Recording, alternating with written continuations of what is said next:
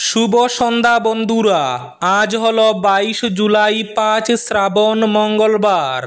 আজকের সন্ধ্যার বিশেষ বিশেষ খবরগুলি হলো: ভুয়ো চিকিৎসকের সরাসরি বরাকে ফের প্রমাণ মিলল। 25 বছর ধরে ভুয়ো চিকিৎসা, পুলিশের জালে ভুয়ো চিকিৎসক। শীঘ্রই আসছে পিএম কিষাণের 20তম কিস্তির টাকা।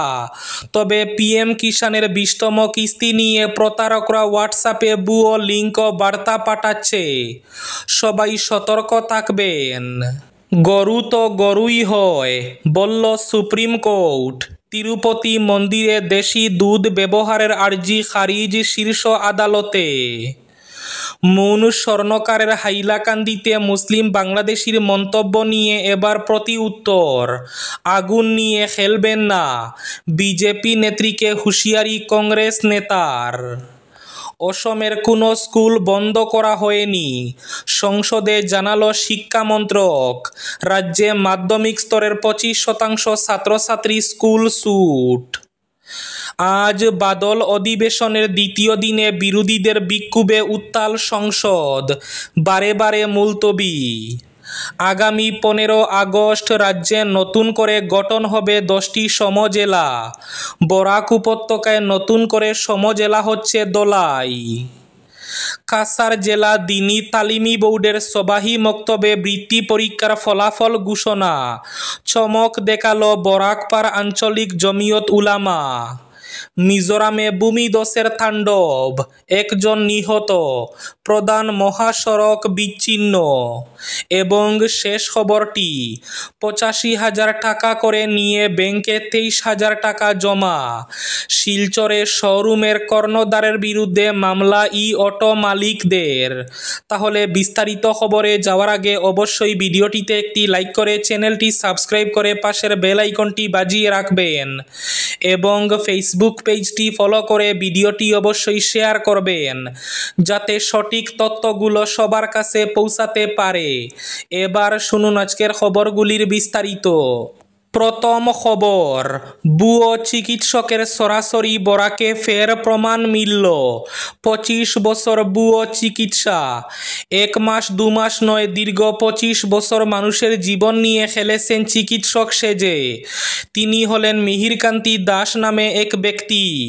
অবশেষে পুলিশের জালে ধরা পড়লেন তিনি। গৌহাটি মেডিকেল পঞ্জিকা বিভাগ তার নথি যাচাই করতে গিয়ে ভুয়ো চিকিৎসক চক্রের হদিশ পায়। এরপরই স্থানীয় প্রশাসনের সহায়তায় তাকে গ্রেফতার করা হয়। জানা গেছে, 3য় বিভাগে হায়ার সেকেন্ডারি পাশ করা মিহিরকান্তি দাস নিজেকে একজন অভিজ্ঞ মেডিসিন বিশেষজ্ঞ চিকিৎসক পরিচয় দিয়ে গত দীর্ঘ 25 বছর ধরে বরাক উপত্যকার 3 জেলায় চিকিৎসা চালিয়ে আসছিলেন। রোগীদের কাছ থেকে নিয়মিত ফি নেওয়া, প্রেসক্রিপশন লেখা, সব কিছুতে ছিল তার দক্ষ অভিনয়। প্রশাসন সূত্রে খবর, তার বিরুদ্ধে একাধিক ধারায় মামলা রুজু করা হয়েছে এবং তদন্ত শুরু হয়েছে। এতদিন ধরে সাধারণ মানুষকে প্রতারণা করে চিকিৎসা দেওয়ার ঘটনায় এলাকায় তীব্র ক্ষোভের সঞ্চার হয়েছে। স্থানীয়রা দোষীর কঠোর শাস্তির দাবি জানিয়েছেন। প্রধানমন্ত্রী কিষাণ সম্মান নিধি যোজনার আওতায় কৃষকরা শীঘ্রই 20তম কিস্তির টাকা পাবেন। অনলাইন জালিয়াতি এড়াতে কৃষকদের সতর্কবার্তা জারি করেছে কেন্দ্রীয় সরকার। কৃষি ও কৃষক কল্যাণ মন্ত্রক কৃষকদের নির্দেশ দিয়েছে যে তারা যেন সোশ্যাল মিডিয়া এবং অন্যান্য প্ল্যাটফর্মে কিষাণ সম্মান নিধি সম্পর্কিত ভুয়া বার্তা এবং লিঙ্কগুলিতে ক্লিক না করেন। প্রতারকরা সোশ্যাল মিডিয়ায় এমন লিঙ্ক বা বার্তা পাঠাচ্ছে যেখানে কৃষকদের কিষাণ সম্মান নিধির কিস্তি চেক করার অজুহাতে তাদের ব্যক্তিগত এবং ব্যাংক অ্যাকাউন্টের বিবরণ শেয়ার করতে বলা হচ্ছে। এই তথ্যের সাহায্যে সাইবার অপরাধীরা কৃষকদের সাথে প্রতারণা করে। তাই 20তম কিস্তি নিয়ে সবাই সাবধানে থাকবেন, অন্যকে সাবধানে রাখবেন। 85,000 টাকা করে নিয়ে ব্যাংকে মাত্র 23,000 টাকা জমা। শিলচরে শোরুমের কর্ণধারের বিরুদ্ধে মামলা অটো মালিকদের। সরকারি ভর্তুকির লোভ দেখিয়ে 85,000 টাকা নিয়ে ব্যাংকে জমা মাত্র 23,000 টাকা জমা দিয়ে বাকি টাকা হজম করে নিলেন শোরুমের কর্ণধার। এমন অভিযোগ এনে 40 জন ইলেকট্রিক অটো মালিকের পক্ষে সদর থানায় মামলা দায়ের করেন সৈয়দপুরের আলতাফ হোসেন লস্কর। তিনি বলেন, ই অটো কিনতে শিলচরের ইউনিয়ন ব্যাংক এবং ইউনিক অটোমোবাইলসের দ্বারস্থ হয়েছিলেন। সরকারের প্রধানমন্ত্রী কর্মসংস্থান সৃষ্টির প্রকল্পের নাম ব্যবহার করে তাদের সঙ্গে যেভাবে প্রতারণা করা হয়েছে তা শুধু আর্থিক নয়, আত্মবিশ্বাস ও সম্মানেরও চরম অপমান করা হয়েছে। ব্যাংক কর্তৃপক্ষ চালকদের আশ্বস্ত করেন, সরকারি প্রকল্পের অধীনে ইলেকট্রিক অটো কেনা হলে ভর্তুকি মিলবে। সেই আশ্বাসে চালকেরা 85,000 টাকা করে শোরুমে জমা দেন। কিন্তু কেলেঙ্কারি শুরু হয় তখনই যখন 2 থেকে 3 মাস পর হঠাৎ ব্যাংক থেকে চুক্তিপত্রে সই করাতে ডাকা হয় এবং সেখানে উল্লেখ থাকে মাত্র 23,000 টাকার হিসাব। এই বিশাল অমিল দেখে চালকেরা ব্যাংকের ম্যানেজারকে প্রশ্ন করলে তিনি কেবল বিষয়টি 2 দিনের মধ্যে দেখে নেওয়ার আশ্বাস দেন। পরে দেখা যায় শোরুম মালিক মুস্তাক আলম লস্কর ব্যাংকে জমা দিয়েছেন কেবলমাত্র 23,000 টাকা, বাকি 58,000 টাকার কোনো হিসেব নেই। আরও অবাক করার বিষয় বলে অটো মালিকরা জানান, যখন ব্যাংক ম্যানেজার ফোনে শোরুম মালিককে বিষয়টি জিজ্ঞাসা করেন তখন শোরুম মালিকের নির্লজ্জ জবাব, আপনি তো সব জানেন। এখানে প্রতারণা শুধু টাকার মধ্যেই সীমাবদ্ধ নয়, চালকদের হাতে যে অটো তুলে দেওয়া হয়েছে তার নেই কোনো সঠিক কাগজপত্র, নেই বৈধ মালিকানা নথি, নেই রেজিস্ট্রেশন কিংবা বৈধ চালান। আগামী 15 আগস্ট রাজ্যে নতুন করে গঠন হবে 10টি সমজেলা।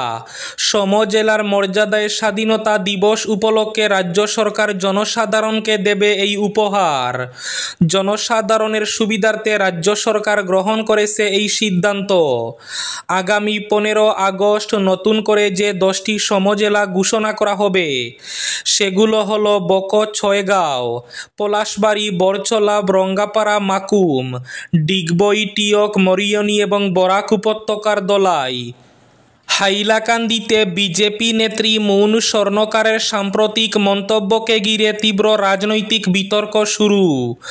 মুসলিম বাংলাদেশিদের উচ্ছেদের আহ্বান জানিয়ে বিজেপির রাজ্য কমিটির সহসভানেত্রী মৌন স্বর্ণকার যে মন্তব্য করেছেন তা নিয়ে কড়া প্রতিক্রিয়া জানিয়েছেন এপিসিসির সাধারণ সম্পাদক বদরুল ইসলাম বরবুইয়া। বলেন, আগুন নিয়ে খেলবেন না, এ ধরনের দায়িত্ব জ্ঞানহীন ও উস্কানিমূলক মন্তব্য হাইলাকান্দির মতো সংবেদনশীল জেলায় সম্প্রীতি ও শান্তিপূর্ণ বিঘ্ন ঘটাতে পারে। এটি একেবারে অনুচিত, রাজনৈতিকভাবে অনৈতিক। মৌন স্বর্ণকার হাইলাকান্দিতে উদ্দেশ্য প্রণোদিতভাবে ঘৃণার পরিবেশ তৈরি করছেন এবং বহিরাগত হিসাবে জেলায় সাম্প্রদায়িক বিভাজনের রাজনীতি চাঙ্গা করার অপচেষ্টা চালাচ্ছেন। গরু তো গরুই হয়, বলল সুপ্রিম কোর্ট। তিরুপতি মন্দিরে দেশি দুধ ব্যবহারের আর্জি খারিজ শীর্ষ আদালতে।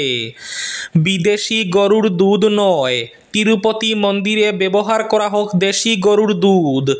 অদ্ভুত এমনই আবেদন জানিয়ে শীর্ষ আদালতে দায়ের হয়েছিল মামলা। সেই মামলা খারিজ করে দিল সুপ্রিম কোর্ট। আদালতের মতে গরু গরুই হয়, এমন ছোটোখাটো বিষয় নিয়ে বিতর্ক তৈরি করা অর্থহীন। এই মামলার শুনানিতে বিচারপতি এম সুন্দরেশ জানান, গরু গরুই হয়, ঈশ্বরের প্রতি ভালোবাসা আমাদের কাজ ও সেবার মাধ্যমে প্রতিফলিত হওয়া উচিত। এভাবে ছোটোখাটো বিবাদে জড়িয়ে পড়া একেবারে উচিত নয়। সমাজে আরও অনেক গুরুত্বপূর্ণ বিষয় রয়েছে।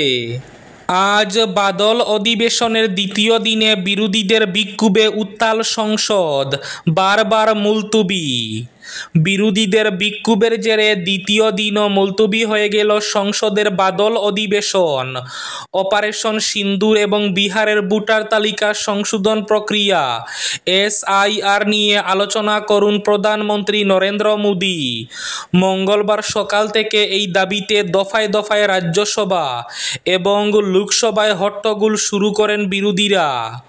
সকাল 11টায় লোকসভার অধিবেশন শুরু হওয়ার পরে কংগ্রেস সহ বিরোধী সাংসদরা আসন ছেড়ে বেরিয়ে এসে অপারেশন সিন্দুর এবং বিহারের ভোটার তালিকা সংশোধন প্রক্রিয়া SIR নিয়ে আলোচনার দাবি তুলতে থাকেন।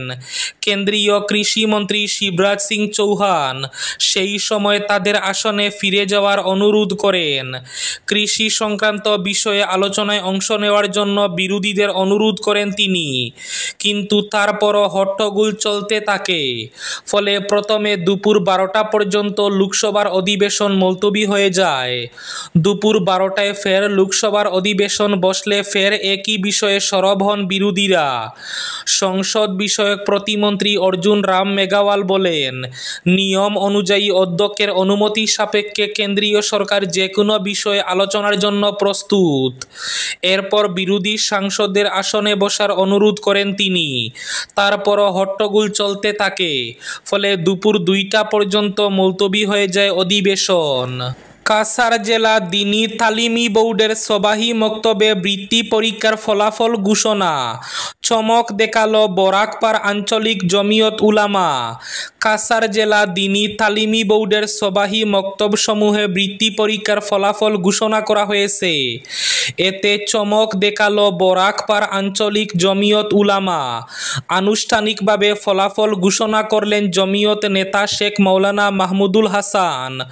ঐতিহ্যবাহী ধর্মীয় শিক্ষা প্রতিষ্ঠান জামিয়া ইসলামিয়া তোপখানা মাদ্রাসা প্রাঙ্গণে আনুষ্ঠানিকভাবে ঘোষিত হল কাছাড় জেলা দ্বীনি তালিমি বোর্ডের অধীনস্থ সবাহি মক্তব সমূহের বৃত্তি পরীক্ষার ফলাফল ঘোষণা করেন অসম রাজ্যিক জমিয়ত উলামার ভাইস প্রেসিডেন্ট এবং কাছাড় জেলা জমিয়ত উলামার সভাপতি শেখ মাওলানা মাহমুদুল হাসান। প্রকাশিত মেধা তালিকায় শীর্ষে রয়েছেন 1 নম্বর তমজিদুর রহমান লস্কর, প্রাপ্ত নম্বর 536, 2 নম্বর রুবেল আহমেদ বরবুইয়া, প্রাপ্ত নম্বর 524, 3 নম্বর জাসমিন সুলতানা বরবুইয়া, প্রাপ্ত নম্বর 523, 4 নম্বর মকসুদ লস্কর, প্রাপ্ত নম্বর 508, 5 নম্বর নাজমিন বেগম লস্কর, প্রাপ্ত নম্বর 500, 6 নম্বরে রয়েছেন রুহিনাজ বেগম মজুমদার, প্রাপ্ত নম্বর 497। এবার শেষ খবরটি, অসমের কোনো স্কুল বন্ধ করা হয়নি। সংসদে জানালো শিক্ষামন্ত্রক। রাজ্যে মাধ্যমিক স্তরের 25% ছাত্রছাত্রী স্কুল ছুট। অসমের সরকারি কোনো স্কুলই বন্ধ করা হয়নি। শুধু বিদ্যালয়গুলির একটির মধ্যে অন্যটিকে মিশিয়ে সংযুক্তিকরণ করা হয়েছে বলে সংসদে জানালো কেন্দ্রীয় সরকার। এর ফলে কোনো ছাত্রছাত্রীর পড়াশোনায় ব্যাঘাত ঘটেনি এবং শিক্ষাবর্ষ নষ্ট হয়নি। রাজ্যের এক সাংসদের প্রশ্নের উত্তরে লিখিত বিবৃতি দিয়ে সোমবার একথা জানিয়েছেন কেন্দ্রের শিক্ষা প্রতিমন্ত্রী জয়ন্ত চৌধুরী। এই ছিল আজকের সন্ধ্যার বিশেষ খবরগুলি। ভিডিওটি অবশ্যই লাইক করে ভিডিওটি সবার কাছে শেয়ার করে দেবেন।